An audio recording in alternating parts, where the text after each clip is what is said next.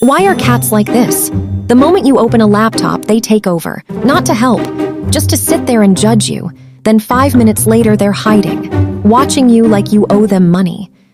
Sometimes they disappear, sometimes they scare you for no reason. And right when you think they're evil, they share their milk with the dog. Every cat has the same attitude, confusing, unpredictable, but somehow still adorable. If this feels accurate, like subscribe and comment, because we all live with the same cat.